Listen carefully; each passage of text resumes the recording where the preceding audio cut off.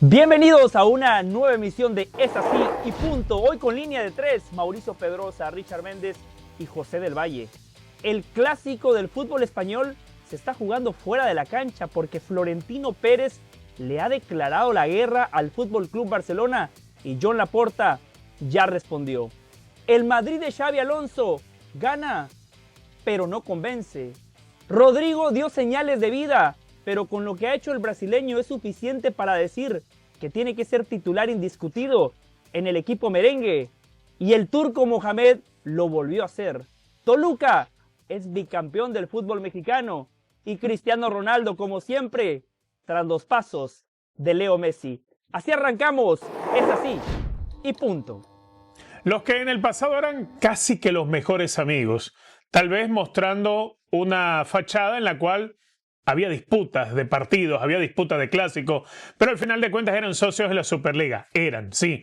Porque en el 2024 Joan Laporta decidió alejarse de la Superliga y acercarse a UEFA y acercar posturas con Al-Khelaifi, untarse junto al Paris Saint-Germain en ese preparado que le permitía a la UEFA tratar de retomar el control sobre los rebeldes clubes que habían tratado de irse por otro lado y tratar de fundar su Superliga. Esto ha causado mucha molestia en Florentino Pérez, que aprovecha que el caso Negreira está muy de moda en estos días para lanzar sus discursos incriminatorios y acusando siempre al Barcelona de la ilegalidad dentro del juego. Lo cierto es que esto es una disputa entre dos presidentes de equipos, pero no se puede perder el objetivo y el norte de lo que está ocurriendo en realidad.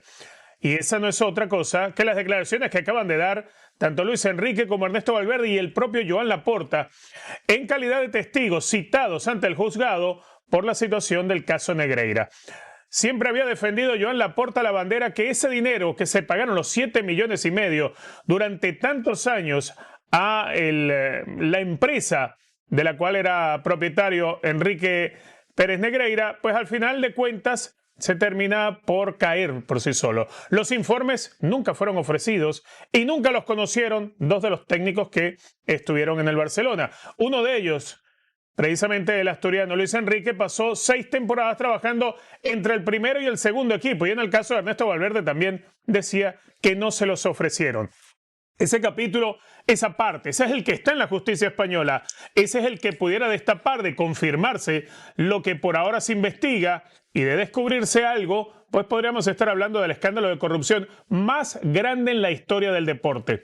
Mientras tanto, la disputa entre Florentino Pérez y Joan Laporta, así sea en guerra de micrófonos, lo que deja claro es que se sigue con la fachada. Tal vez se desvía la atención de lo que realmente importa, qué es lo que se está hablando en el juicio, qué es lo que están diciendo los testigos y hacia dónde apunta la investigación y finalmente este juicio del caso Negreira. Por ahora, los muy buenos amigos que ahora están peleados en guerra de micrófonos, tal vez se están haciendo un favor mutuo, desviando la atención. Es así y punto. El hecho de que un club le pague 8.4 millones de euros durante 17 años al vicepresidente del comité arbitral, sí es un escándalo. Sí es un escándalo de corrupción de proporciones épicas en una de las ligas más importantes del mundo. Pero, Florentino Pérez, ¿por qué se tardó tanto? Si esto salió a la luz en febrero del 2023, ¿por qué finalmente Florentino Pérez de manera pública le ha declarado la guerra al Fútbol Club Barcelona? Eso está clarísimo, y lo decía Richard, porque el Barcelona ya no acompaña al Real Madrid en la lucha de crear la Superliga. Como el Madrid siente que el Barcelona lo ha dejado solo en esa lucha contra la UEFA, ahora sí, Florentino Pérez le ha declarado la guerra pública a Laporta, al Barcelona, y se ha empeñado en recalcar el escándalo Negreira. Florentino Pérez tiene razón en emitir ese tipo de acusaciones, pero la verdad que Florentino Pérez le quedó muy mal al madridismo, porque esta postura del presidente del Madrid era la que sus socios, era la que sus hinchas reclamaban desde febrero de 2023.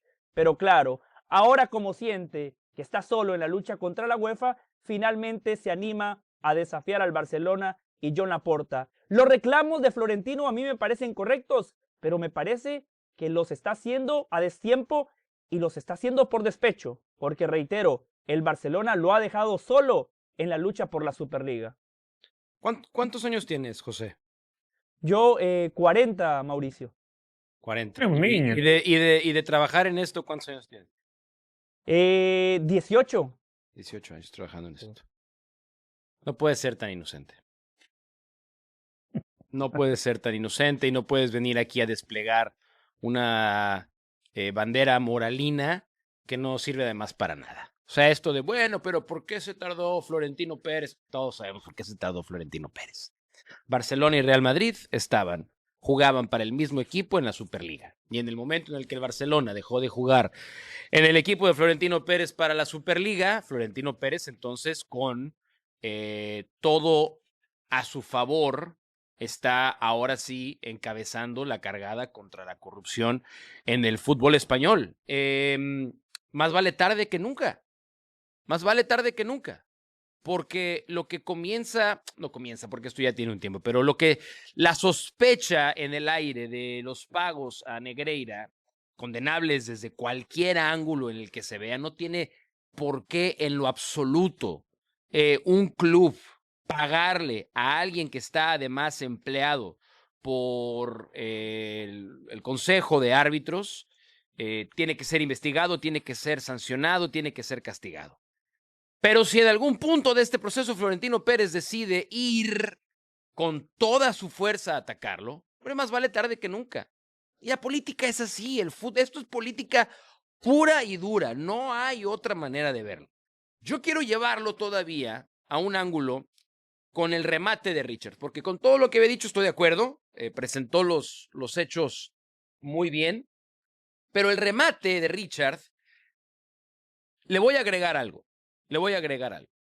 Porque si bien es cierto, en teoría esto trata de limpiar la honorabilidad del deporte, si el Real Madrid y el Barcelona se van a enfrentar, se van a subir al ring, se van a poner los guantes, de una vez les aviso, no va a ganar nadie.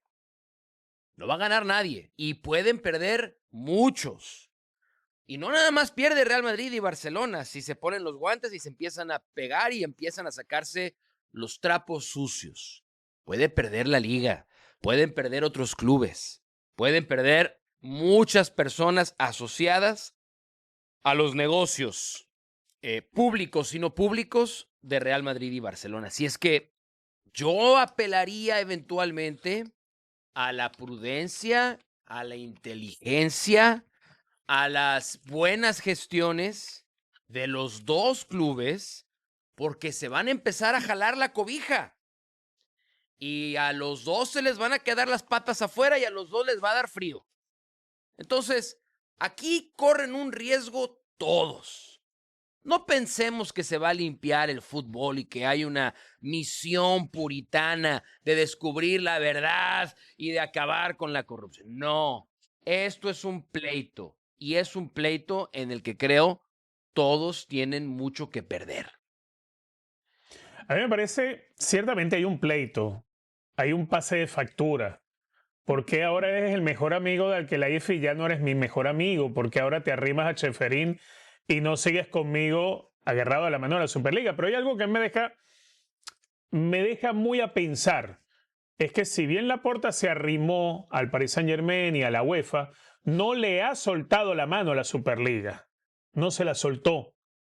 Entonces, esto suena más al doble juego.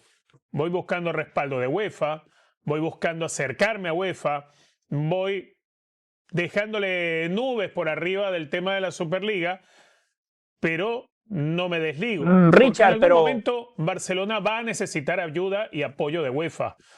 El caso Negreira sigue avanzando. Las declaraciones que dieron Luis Enrique y Ernesto Valverde, donde indican que no sabían que existían los informes ni que se realizaban y que no se los ofrecieron, deja al descubierto de, entonces, ¿para qué se pagaron unos informes que no se le ofrecieron al cuerpo técnico y no se utilizaron? Y más por la cantidad y por la cantidad de años que se hizo. ¿Porque no crees que el informe es la fachada de algo más? Es probable que sea la fachada de algo más, es muy probable. Eso lo tiene que. Aquí no te voy a preguntar la aclarar edad ni cuánto tiempo tienes en esto. Claro, entonces, esta guerra de ahora, de Florentino, que es guerra a medias, ojo, a mí me parece guerra a medias. Porque al final de cuentas, de pronto, como se habla de un No es a tema, medias, al Richard, tiempo se no es deja a de hablar. medias. El Barcelona ya no está en la Superliga y por eso el Real Madrid y Florentino han tomado No, esa no la ha postura, Richard. soltado. No, ya No la ha soltó. soltado, no se ha desligado legalmente de la Superliga. A mí me parece que aunque muchos creen que hay una guerra entre Florentino y Joan Laporta, me parece que el presidente del Real Madrid entiende que su homólogo del Barcelona necesita que distraigan la atención, que se distraiga la atención de lo que pasa en la investigación del caso Negreira, que siga hacia adelante y que de confirmarse sería el mayor escándalo en la historia del deporte a nivel de corrupción. Y Florentino le está dando una mano a su mejor amigo. Es así y punto. El Madrid gana, pero no convence. Estas victorias del Real Madrid lo único que hacen es aplazar lo que parece inevitable. Xabi Alonso tiene fecha de caducidad, porque el Madrid está ganando como lo hacía con Ancelotti. Si hacemos un repaso de cómo ganó el Madrid contra el Alavés, es exactamente igual como ganaba el Madrid con el técnico italiano. Courtois haciendo figura, salvando al Real Madrid en momentos clave del partido, y arriba, Kylian Mbappé marcando la diferencia. Lo del francés es impresionante. Llegó al partido contra el Alavés marcando el 57% de los goles del Real Madrid. No hay un jugador más determinante y más influyente en toda Europa que Kylian Mbappé. Eso es el Real Madrid. Un cúmulo de individualidades. Jugadores clase A que aparecen en momentos puntuales. Vini Jr. intermitente, pero hace una gran jugada y deja de cara al gol a Rodrigo, que finalmente volvió a marcar en la liga. Pero nos habían vendido de que Xabi Alonso llegaba al Madrid porque gracias a su estilo el Madrid iba a funcionar colectivamente, que el equipo blanco iba a ser una máquina. El Madrid había fichado a un técnico intervencionista que iba a cambiar absolutamente todo. Estamos en el mes de diciembre y el Madrid ha retrocedido. Este equipo ha involucionado. En el Mundial de Clubes vimos la mano de Xabi Alonso, un equipo que presionaba bien, que ahogaba a sus rivales desde la salida, que a su guardameta le llegaban muy poco y que generalmente estaba en control del partido. El Madrid ganó contra el Alavés, pero nunca estuvo en control. Un equipo limitado le generó oportunidades de gol y reitero, por jugadas aisladas, por futbolistas que tienen muchísima calidad, el Madrid terminó sacando los 3 puntos y Xabi Alonso compró tiempo. Xabi Alonso hoy sigue sentado como técnico del Real Madrid, pero con esta fórmula, con este juego, en cualquier momento volverá a tropezar. Y ante el más mínimo tropiezo, cuando el Madrid vuelva a dejar puntos y si el Barcelona le sigue sacando ventaja en la primera posición de la Liga, si el Madrid fracasa en la Supercopa de España que ya se viene en el mes de enero, pasará lo que todos pensamos que va a pasar. Le van a dar gracias a Xabi Alonso, porque eso es el Real Madrid. Al final de cuentas, los técnicos son tan buenos como sus resultados y como su funcionamiento. Los resultados de Xabi Alonso no han sido tan buenos y el funcionamiento ha sido bastante pobre. Es así y punto. Muy de acuerdo contigo, muy de acuerdo. A ver, Xabi Alonso, y lo he dicho otras veces, nos hablaron que venía con el rock and roll y cuando vio los músicos que tenía para ejecutarlo, pues no le salió rock and roll, le salió un reggaetón con autotune. Y eso no gusta al exigente. Lo cual es un pleonasmo. Todo oído reggaetón, musical, todo reggaetón es mucho autotune. autotune. Mucho autotune, bueno, mucho autotune. Le sonó no tan agradable al oído del madridismo y más cuando los resultados pues terminan siendo muy desafinados. Y es la verdad, ha sido desafinado. Más allá, que bueno, sí, ganaron ese último partidito que jugaron contra el Alavés. Hubo ratitos de buen fútbol frente al Manchester City, pero ratitos nada más. El problema de Xabi Alonso sigue siendo el mismo. Y no creo que sea él. Creo que es el vestuario. Creo que el peso es demasiado para él como técnico. Creo que le falta liderazgo para manejar este grupo. O hay excesiva rebeldía en el grupo. Además de eso, estoy convencido, José, Mauricio, porque Xabi Alonso no pasa del 5 de enero. No pasa del 5 de enero. No pasa del 5 de enero. Cada día se me parece más a otros técnicos del Real Madrid que fracasaron. A ver, sí. Yo, cuando dice Richard, estoy de acuerdo, yo iba a interrumpir porque yo no estoy de acuerdo. Yo tengo otro concepto, pero no quería ser grosero, no quería interrumpir así a la mala. Yo creo que estamos siendo víctimas de todos con un micrófono, estamos siendo víctimas con una sobreexplotación y estamos sobredimensionando el tratar de microanalizar cada uno de los movimientos de Xabi Alonso. Xabi Alonso en este momento está en modo supervivencia. Muchos técnicos están así, muchos técnicos han pasado por eso y yo quiero que hagan un ejercicio de memoria bien básico. Todo esto que están diciendo de Xabi Alonso, todo, absolutamente todo, no conecta con el equipo, ya se le cayó el equipo, lo más importante, no tiene resultados, porque puedes no conectar con el equipo, puedes jugar diferente a como tu filosofía te indica que quieres jugar, pero si ganas, no pasa nada, no pasa absolutamente nada. Pero como no está ganando, ha ganado 3 de los últimos 9, pues es una bola de nieve que se hace cada vez más peligrosa. Pero esto mismo que estaban diciendo, lo dijeron de Hansi Flick hace un año. Cambió el año calendario, se acabó el 24, arrancó el 25, todo el mundo, silencio. Y Hansi Flick hizo campeón de Liga al Barcelona, hizo campeón de Copa al Barcelona, lo metió a semifinales de Champions, ganó la Supercopa. ¿Qué nos dice que con un equipo con más talento, Real Madrid es un equipo con más talento que el Barcelona, que con un equipo con 2 pilares clase AAA como Mbappé y Courtois, cuando cambie el año calendario, la cosa no va a cambiar? ¿Qué nos dice que la cosa no va a cambiar? El Real Madrid ya le ganó al Barcelona el Clásico. Sí, está bien, con el Atlético, con quien va a jugar en semifinales de la Supercopa, lo bailaron y lo golearon. Perdió con el City, pero con el City perdió dejando tal vez la mejor cara y sin merecer perder realmente. Yo creo que Xabi Alonso le va a dar la vuelta a la tortilla y así como Hansi Flick fue capaz de revertir al Barcelona la temporada pasada después de un desastroso noviembre y diciembre, muchas de las cosas que han tuiteado, que han dicho, que han analizado, se las van a tener que guardar porque yo creo que Xabi Alonso, siendo el técnico inteligente que es, va a cambiar lo que tenga que cambiar, va a recuperar jugadores, porque hoy el Madrid es un hospital. Cuando llegue esa cita que dice Richard Méndez, va a recuperar jugadores el Real Madrid y el Real Madrid se va a ver mejor. Pero Mauricio no dirigía egos, no dirigía egos.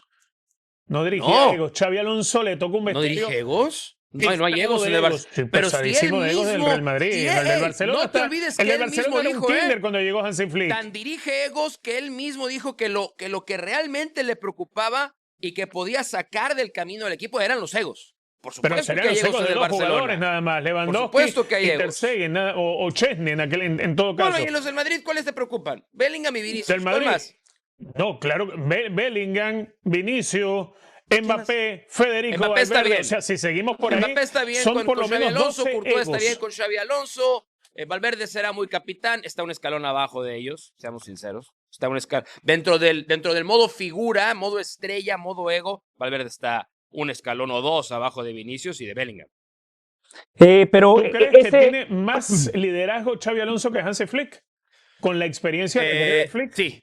Sí. Uy. Sí, lo creo. Nada más dirigido un vestuario como el del Bayern. Bueno, pero del 8-2 al Barcelona. Xabi Alonso dirigió vestuarios desde la cancha, ¿eh? Sí, pero el del Alonso dirigió vestuarios desde la cancha también. Ser jugador y otra ser técnico. Un analfabeta del fútbol no es tampoco. Ese paralelo que traza Mauricio entre Hansi Flick y Xabi Alonso. Primero, Mauricio, usted que lleva toda una vida cubriendo el fútbol español, usted que no peca de inocente como yo, sabe que la exigencia en el Barcelona no es la misma que en el Real Madrid. Históricamente, en el Barcelona, por lo menos se deja que el técnico termine la temporada. No es así con el Real Madrid. Pregúntale a Xavi. Ahí tiene... No, pero pregúntale a Koeman. No, pero a Xavi lo dejaron terminar el año. Pregúntale a Koeman. A Xavi lo dejaron terminar el año. ¿Quieres que hagamos más ejercicio? Pregúntale a Valverde. A Valverde me lo echaron en una Supercopa. En el Real Madrid, rápidamente, Camacho, Lopetegui, Luxemburgo, Rafa Benítez. Si nos vamos a ir más atrás, vas a encontrar también técnicos del Barça muchísimos, que han hecho Mauricio. Y otra cosa, el año pasado el Barcelona sufrió una crisis de resultados, sí, pero el equipo siempre tuvo una identidad. siempre supimos a qué juega el Barcelona. No. Claro, No, eso no es cierto. Hay imponderables, hay Eso no es lesiones, cierto. hay bajas de juego, pero el Barcelona siempre fue un equipo reconocible desde que llegó Hansi Flick, con ese 4-3-3 o con ese 4-2-3-1. Un equipo que siempre tiene la pelota, un equipo que tiene automatismos. Este Real Madrid, Mauricio, le sacamos a Courtois y a Kylian Mbappé y es un equipo de media tabla. Es un equipo totalmente normalito. Nadie Es más, sabe que juega el Madrid, Mauricio, nadie yo sabe. le pongo usted en lugar de Xabi Alonso y el Madrid igual ganaría los partidos que ha ganado con Xabi Alonso. Probablemente. No, ganaría más, seguro. Ganaría más, seguro. Claro, más Ganaría más, seguro. Ganaría más, seguro. Pero eso es, ya llevaste la conversación a un absurdo. Richard y yo estábamos teniendo una conversación de altura, argumentada, discutida, y tú llegaste a corrientar, llegaste a escupir en la conversación. No, para nada. Lo cual me sabe mal de ti. Me sabe mal de ti. Esa gorrita que tiene Mauricio no aplica para Xabi Alonso. No creo que el técnico del Madrid vaya a prevalecer. Al contrario. ¿Crees que es medio pecho frío Xabi Alonso? No, algodón. pero como dice Karol G, me parece que la yegua le quedó demasiado grande. También lo decía Jenny Rivera. Una cosa es dirigir al Bayer Leverkusen. Alicia Villarreal, otra cosa por es favor. dirigir al Real Madrid. Una cosa es hacer funcionar a un equipo con el cual nadie tiene expectativas y otra cosa es ganar con el conjunto que todo el mundo o que todo el planeta fútbol ve todos los fines de semana. Xabi Alonso tiene fecha de caducidad. Es así y punto. Y tengo que seguir con la línea definitivamente de Xabi Alonso. A ver, ciertamente creo que Xabi Alonso también tiene una fecha de caducidad, pero ha intentado de todas. Y lo que en un comienzo era la idea clara de él, de quién debía ser el extremo de la derecha, y ese no era Rodrigo, Rodrigo era el que le salían raíces en el banco de suplentes. Hoy en día se ha convertido Rodrigo en esa respuesta, en esa alternativa, en ese jugador que casi no contaba para Xabi Alonso, que no existía, que estaba borrado de las formaciones titulares. Y en los últimos 2 partidos, bueno, 2 goles ha marcado. Ciertamente el partido contra el City esperaban que fuese otra cosa cuando llegó el gol de Rodrigo. Y en este último, donde le ganan a un rival muy, muy flojito como el Deportivo Alavés, pues es la ratificación de un Rodrigo que ha sido paciente, que tuvo que tolerar, insistir y tratar de luchar y de ganarse un puesto para competirle en el extremo de la derecha a Vinicius Junior, batalla que perdió. Y finalmente, pues tuvo que volver al lugar donde nunca se ha sentido cómodo Vinicius Junior, Rodrigo, quise decir, que es tratar de ganarle el lugar a Brahim, a Mastantuono, en ese extremo de la derecha. Hoy en día Mastantuono ya ha recuperado también de los temas de pubalgia, pero que igual lo saca a pasear Xabi Alonso, lo sienta en el banco de suplentes y no lo usa. Y es que Rodrigo anda bien. ¿Eso significa que Rodrigo ya le ganó el pulso a Xabi Alonso para ser titular? Probablemente sí. Pero a mí me significa mucho más que Xabi Alonso se le acabó la insistencia y el invento. Que Xabi Alonso llegó con una idea de 11 titular y de a poco, porque los resultados no dan, porque el equipo todavía no se sabe a qué juega, pues no le queda más remedio que ir acudiendo a lo que fue exitoso en el pasado. Y el pasado es la época de Carlo Ancelotti. Y de a poco el equipo tiene que irse adaptando a lo que probablemente sea un tema de memoria, sea un tema de liderazgo individual de sus jugadores. O sea, sencillamente porque no da pie con bola. Ese es el problema con Xabi Alonso. Rodrigo, sí, terminó quedándose con el puesto de titular y es que para lo que juega el colectivo no hay para más. Podrá ser de mucho vértigo y gustar mucho Mastantuono, podrá agradar mucho la pausa y el buen pie que tiene Brahim, pero por ahora ese lugar es como en los tiempos de Carlo Ancelotti. Jugará Rodrigo mientras el equipo empieza a ganar, porque Xavi necesita tiempo, necesita resultados y necesita que haya jugadores que se sientan a gusto. Y pareciera ser que con Rodrigo son más en la cancha los que se sienten a gusto. Es así y punto. A mí me deja una duda eso último. Cuando regresen los laterales, cuando regrese Trent, eventualmente cuando regrese Carvajal, eso va a empujar a Valverde y eso va a sacar a Rodrigo de la cancha. Porque como termina jugando Xabi Alonso contra Alavés, que yo, es más, le reconozco a Xabi Alonso decir, mira, intenté jugar, como dijo Guardiola, ¿no? Intenté mear con la mía y pues me mea fuera del excusado, ¿no? Prefiero mear fuera la vacinica. del excusado. Exactamente. Prefiero si voy, prefiero aunque sea con la otra, pero atinarle, ¿no? Para no hacer un desparramadero ahí. Buen provecho los que están comiendo en casita viendo este segmento.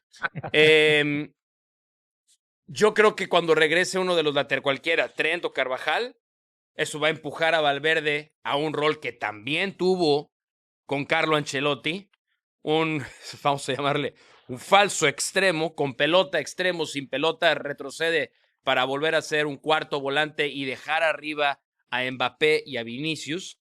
Y yo creo que es como Xabi Alonso se va a dar cuenta que su equipo va a acabar funcionando mejor, independientemente de que juegue, es decir, jugarán Bellingham y Valverde en ese equipo, Tchouaméni, y ya dependerá del rival, si juega Arda Güler, si juega Camavinga, en el medio campo del Real Madrid. Y después los de atrás, creo que también tenemos claro que cuando estén de regreso los suspendidos y los lesionados, pues Xabi Alonso tampoco le va a mover mucho a ese 11. Rodrigo no es titular en el Real Madrid, Rodrigo no va a ser titular en el Real Madrid, y Rodrigo debe entender que la realidad pasa por que, si bien es cierto, marcó gol en Champions y gol en Liga, pero también se echó 32 partidos sin marcar. Y eso no va a cambiar de la noche a la mañana. Entonces, Xabi Alonso creo que va a ser inteligente, y desafortunadamente para Rodrigo eso significa no ser titular recurrente en el Real Madrid. Rodrigo no ha sido titular y con lo que ha hecho no es suficiente para decir tiene que ser titular en el equipo de Xabi Alonso. En Liga, su último gol había sido el 19 de enero contra Las Palmas. 27 partidos después de Liga, Rodrigo volvió a marcar. Una locura. Pero sí es algo positivo de que por lo menos entre en la dinámica. Es positivo de que el brasileño levante la mano y haya salido del estado vegetal en el cual se encontraba. Porque el partido contra el Alavés, Rodrigo no nada más marcó gol. El primer gol, el de Kylian Mbappé, es una pelota que recupera Rodrigo. Eso tiene que hacer el brasileño. Ponerse el overall, correr cuando el equipo no tenga la pelota y después en el último tercio marcar la diferencia. Lo positivo es eso, de que por lo menos Xabi Alonso ahora tiene una alternativa más, porque seguramente cuando vengan los partidos difíciles, los partidos de Champions, clásicos contra el Barcelona, derbi contra el Atlético de Madrid, va a hacer lo que sugiere Mauricio. Poner un cuarto mediocampista y ahí Valverde gana terreno, gana enteros porque es mucho más solidario en la marca, porque tiene más recorridos, porque es un todocampista, porque tiene más músculo.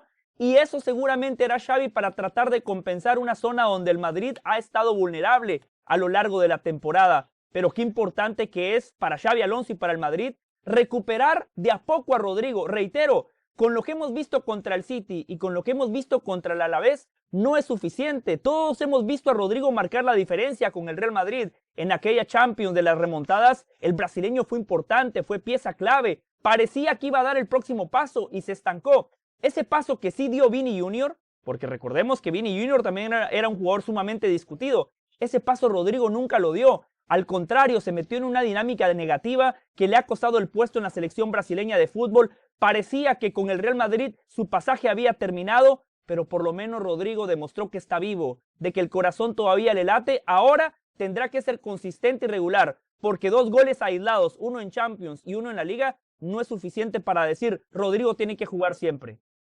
Me parece a mí que Rodrigo todavía tiene que hacer un poco más. Yo entiendo que ha seguido Xabi Alonso y ha seguido porque ni los resultados ni el funcionamiento han dado alguna esperanza para que pueda pensar que lo que él venía insistiendo o lo que venía intentando hacer con el Real Madrid estaba funcionando. Los resultados son los que te van a mandar siempre. Y hay una señal de parte de Xabi Alonso de empezar a dar un par de pasitos atrás en la medida que lo necesite. Y todo eso es también producto de que se siente con el agua al cuello. ¿Quieres que el plantel esté un poquito mejor? Bueno, tienes que convencerlo de ciertas cosas. Y si el convencer pasa por volver a lo que se hacía antes, por retornar a ciertos esquemas, por darle ese protagonismo que te están reclamando algunos jugadores, que en cierto modo no serán grandes referentes del vestuario, pero sí forman parte de un núcleo duro, de un vestuario que él llegó y él encontró. Al final de cuentas, Xabi Alonso es el recién llegado en el Real Madrid. Sí, pero yo defiendo a Xabi Alonso. Sí cometió un error muy grave para mí, que fue el querer cambiar de tajo al equipo. Querer cambiar muchas cosas muy pronto.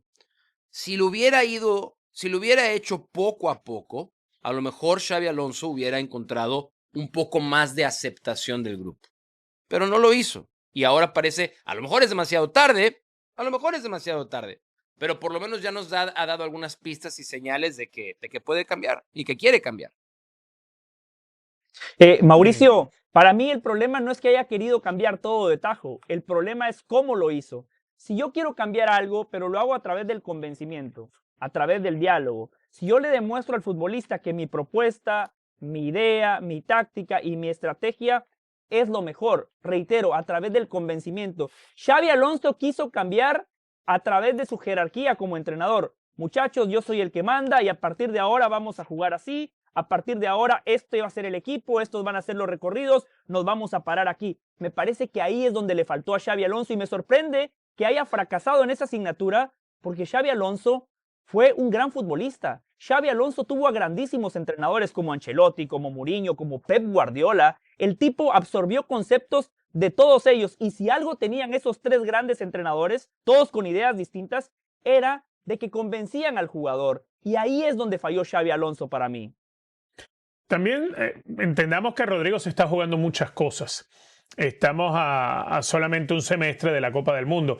Y si bien él es parte de la concentración y las últimas convocatorias que ha hecho Carlo Ancelotti, es natural que suba su nivel, que tenga que estar más a la par. Hoy en día, si vas a ser extremo por derecha, vas a tener mucha competencia, por ejemplo, de Estevao, también de Luis Enrique, que ha sido parte de las últimas convocatorias de Ancelotti. Si vas a tratar de disputar por la izquierda, pues vas a tener siempre por delante la sombra de Vinicius Junior. Y si quieres agregar a alguien más a la lucha por el extremo izquierdo, también probablemente esté Rafinha. Es decir, se juega mucho Rodrigo y eso coincide con el momento en el que Xabi Alonso se le acaban los inventos. Es así y punto. Toluca es conocido por su chorizo. Asumo que varios de ustedes lo han probado en su visita. Es uno de los mejores lugares para comer en el fútbol mexicano. Pero ahora Toluca ha tenido que ceder paso al chorizo argentino.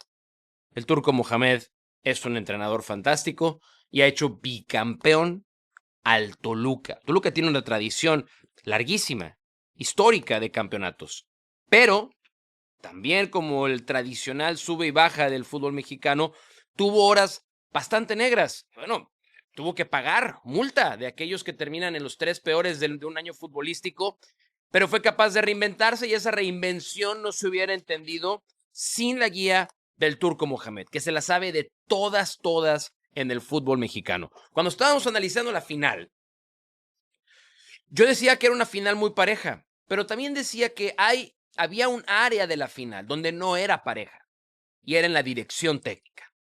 Porque Mohamed ya había sido 4 veces campeón con 4 equipos distintos en muchas etapas. Campeonato con Xolos, para no ir más allá, fue hace 12 años. Y después fue campeón con Monterrey, fue campeón con América y acababa de ser campeón con Toluca la temporada pasada. Y Guido Pizarro, que si bien fue 5 veces campeón de liga como futbolista, no es lo mismo estar al frente de un equipo, más cuando en ese equipo están tus propios compañeros que ahora son tus dirigidos. Hay decisiones que tienes que tomar para las que no estás preparado y eso creo que al final del día marcó la diferencia. El manejo de su roster, el manejo del roster de Mohamed fue impecable. Puso en la cancha futbolistas en el tiempo extra que eventualmente iban a tirar penales que no habían jugado en la liguilla, pero el Turco conocía a la perfección la decisión de cambiar al portero del partido de ida y al partido de vuelta. Lo dijo en ESPN el Turco Mohamed. Esto es tan sencillo como que yo conozco a Hugo González. Hugo González llegó a Toluca porque lo pidió Mohamed, pero Mohamed conoce la historia de Hugo González y de Tigres. Y lo dejó en la banca, puso a Luis García Palomera, que había sido campeón del torneo pasado, mejor ataja penales y le funcionó. El gran ganador del bicampeonato de Toluca es el Turco Mohamed. Y yo sé que él ya ha dicho que no va nunca más a dirigir a la selección porque cuando estaba para hacerlo le faltaron al respeto y nunca más la va a tomar. Pero es uno de los errores históricos del fútbol mexicano no haberle dado la selección a alguien que conoce al fútbol mexicano desde mediados de los 90s. El gran ganador y cara como van las cosas, no vaya a terminar siendo el mejor técnico en la historia del fútbol mexicano, es Antonio el Turco Mohamed. Se tenía que decir y se dijo. Es así, punto. También, sí, si quieren. Lo de Mohamed es increíble. Yo lo único que tengo para el turco son elogios, porque lo que hizo con el Toluca lo ha hecho con distintos equipos. A ver, Xolos, un equipo que recién arrancaba a competir en la Liga MX, lo hizo protagonista, lo hizo campeón y lo llevó a una Copa Libertadores donde el turco ya no estaba y así le fue al equipo fronterizo. Después agarró a Rayados, que ha probado con muchísimos entrenadores, con mucho presupuesto y muchos han fracasado, y con el turco Rayados salió campeón del fútbol mexicano. No es fácil dirigir al América, porque ahí sí, el escrutinio y la presión, no hay otro equipo como el América en el fútbol mexicano.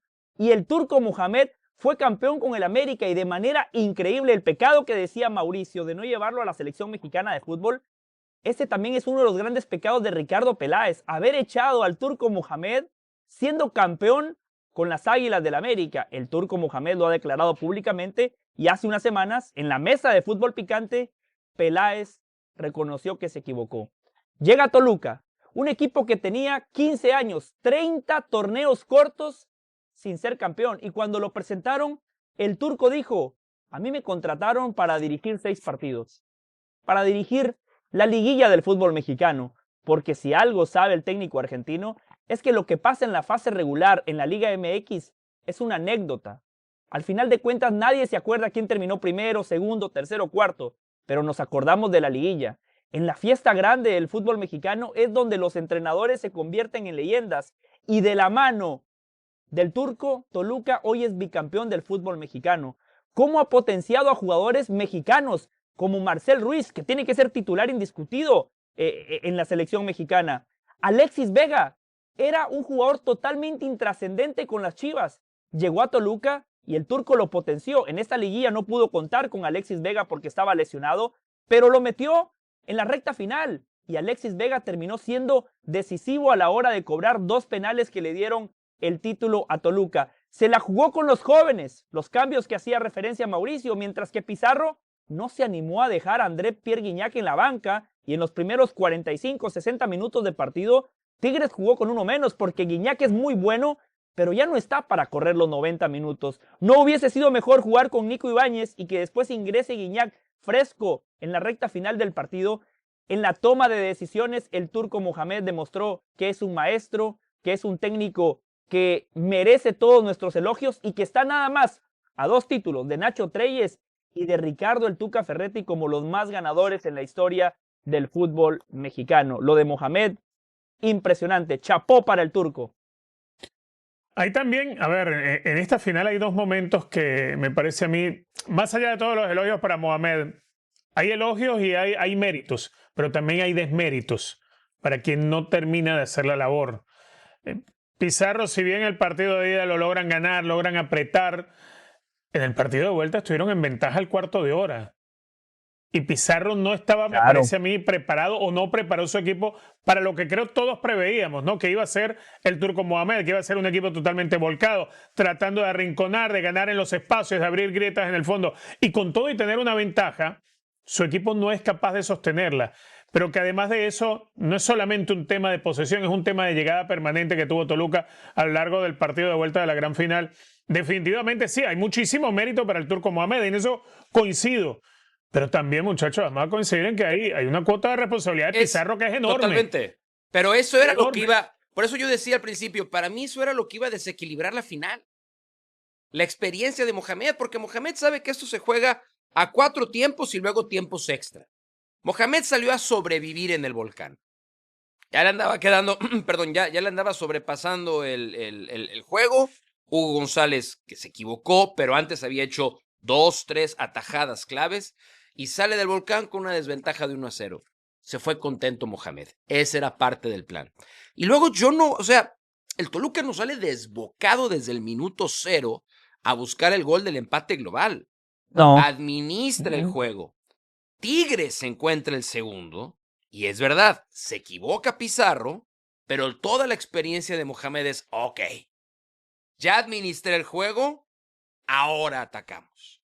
Y entonces después adelanta a Gallardo, Paulinho tenía un número de minutos que sabía el turco que le iba a dar, lo pone desde un momento importante, contrario a lo mejor lo de Gignac, creo que lo decía José, ¿no? Sí. A lo mejor Guido Pizarro pudo haber puesto a Nico Ibáñez para arrancar el partido, 70 minutos, si se te pone bravo, ya le das a Gignac entonces 20 minutos, si es necesario tiempo extra, lo pones a tirar penales, que donde Gignac es especialista también. Entonces, por eso creo que el turco es el gran ganador de esta final. Y no dejemos de tocar el elefante en el cuarto, que es su bronca con TUDN y con Faitelson.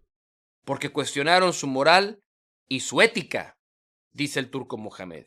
Y hoy hay un huracán para decir cómo es posible que le critiquen la ética y la moral a Mohamed. Mordieron el garlito todos, ¿eh? Mordieron parecen nuevos. Mordieron el anzuelo. Porque ahí están hablando del tema. Ahí estamos hablando del tema. No. Las finales se ganan en la cancha, las finales se ganan en los micrófonos también. Sí. Y el turco Mohamed de las finales es el gran Marshall, ¿eh? Sí. El gran Marshall. Siento decirlo, pero el que mordió el anzuelo aquí en ese punto fue Mauricio Pedrosa. Nadie va a hablar de tema eso. colación. Yo. No íbamos a hablar del tema. Vengo a reconocerle. No íbamos a hablar del tema. Vengo a reconocerle a Faitelson. ¡Me salió!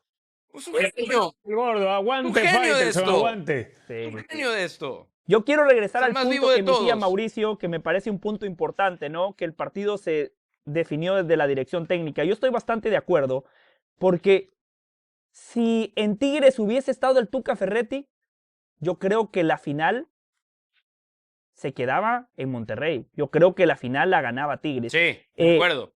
Cuando arranca el partido, Richard, el niño era quien marcaba la diferencia, ¿no? Por ahí marca un gol el brasileño y por ahí asiste también a Paulinho. Pizarro en ningún momento corrigió.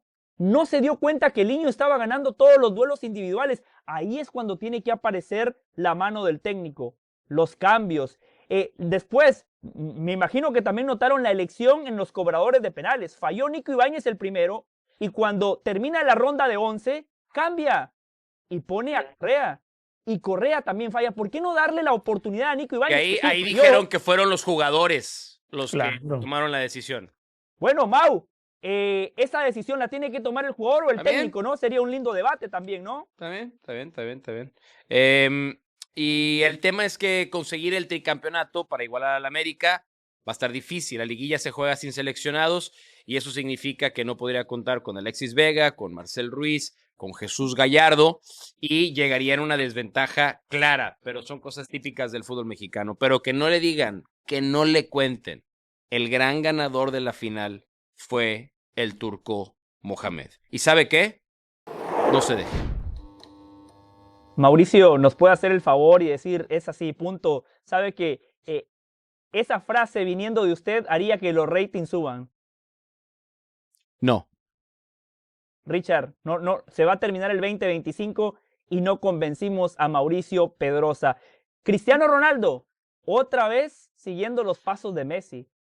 ¿Cómo es eso? Sí, Richard, ¿cómo es eso? ¿Cómo es eso? Messi llegó a la MLS y parte de su contrato decía que iba también a ser dueño del Inter Miami. Messi tiene acciones en el Inter Miami, parte del nuevo estadio. Messi también es uno de los dueños junto a Jorge Mas y David Beckham. Y ahora Cristiano Ronaldo está haciendo exactamente lo mismo. Cristiano Ronaldo será accionista del Al-Nassr. Cristiano Ronaldo también será dueño de un equipo de fútbol. Richard, aunque a usted no le guste, la referencia de Cristiano siempre ha sido Messi. Siempre. A ver, a nivel empresarial, Cristiano Ronaldo hace años tiene una cadena de hoteles y Messi no tiene, que yo sepa, cadenas hoteleras, pero igual, a ver, eso es lo de menos. Si quisiera seguir los pasos de Messi, tendría que seguirle los pasos a Infantino también, y los penales en una Copa del Mundo, y los penales en todos lados, ¿no? Bueno, si queremos hablar de que le siga los pasos, bueno, hay un mundial en puerta. No se esconda. No desesperes, hay un mundial en puerta. Todo puede pasar. ¿Pero tú crees que Cristiano le van a estar regalando penales del mundial? No, yo, Richard, si esa es tu apreciación, yo la respeto, pero yo creo en limpieza del deporte en las Copas del Mundo. Sí. Creo que Argentina ganó correctamente su mundial, pero si No tú tienes digo otra que no. opinión, estás absolutamente en tu Pero hay derecho de 5 estar penales equivocado. ahí.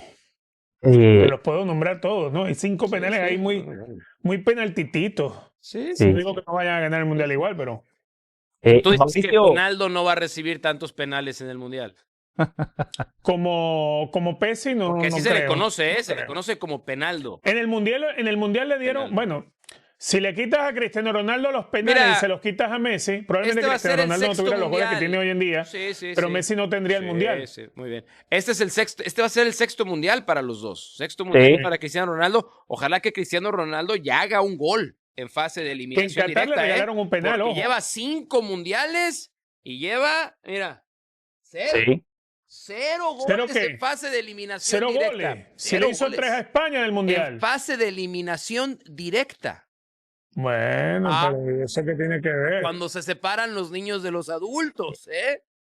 No sé, contra ¿cómo no? Marruecos casi no jugó Cristiano. Esta es la deuda pendiente. Allí. 0. Ah, bueno. 0. Esa es la deuda pendiente, una deuda pendiente que también tenía Messi. Messi y Cristiano, los dos llegaron a Qatar sin haber marcado un gol en partidos de Y eliminación Messi directa. ya marcó, ¿verdad? Messi respondió en Qatar. Ahora sí es un le premio, toca- marcar en Fíjate qué la fase de eliminación cosas. directa. ¿Cómo Eso es son un premio, las eso es cosas? un peldaño más en la carrera del jugador, no sé, pregunto. Oh, pero son los partidos decisivos. No, Richard. tiene razón, Richard. Es irrelevante anotar en fase de eliminación directa. No, que sea irrelevante, pero no me parece a mí que es una estadística para hablar de eso ahora. Mauricio, tú trajiste el mundial a ¿cuántos años colación. tiene Mauricio? ¿Cuántos años tiene Mauricio? Yo tengo 38 años de edad. 38. ¿Y cuántos años cubriendo fútbol? 38 también, ¿no? Más o menos. Correcto, porque desde que Connecticut. nací veo el fútbol y lo veo. Yo veía mejor el fútbol a los 2 años que Richard a los 30. Claro, pero Mauricio, Seguro, usted seguro también que peca sí. de inocente. Usted también peca de inocente. En la historia de las Copas del Mundo siempre han ayudado a los grandes. peco No de nada más inocente. Argentina. Ahí ¿Sabe? ¿Eh? esas ayudas no son exclusivas para Argentina. Así, Los ¿a quién más grandes ayudaron? siempre reciben ¿A quién ayuda. más ayudaron? Como aquí a Brasil en el que se- Italia 94, el codazo de Tassotti a Luis Enrique en los No cuartos lo vio de el final. árbitro. No lo vio el Ahí árbitro. tienes una así a bote pronto, que No le lo vio, acordé. no lo vio el Así. árbitro. No lo vio. ¿Cómo? A- Si no había a- VAR, a ¿qué va a marcar Uruguay si en el algo que no ve? 30, ¿No lo vio? a Uruguay en el 30, a Italia en el 34, en el El 38. gol de la mano de Dios contra los ingleses, ¿No lo ahí vio? la tiene. No lo vio el árbitro. No lo vio. No la vio el árbitro, la vio el planeta entero. El árbitro Qué estaba de buena espaldas, charla. no la podía ver. Qué buena charla, nos quedan algunos programas todavía. Esperemos que en algún momento Mauricio Pedrosa se anime a decir, es así. Y punto, en nombre de Mauricio, de Richard, de todo No el equipo cuenten de con ello. producción. Muchísimas gracias, nos reencontramos el próximo jueves.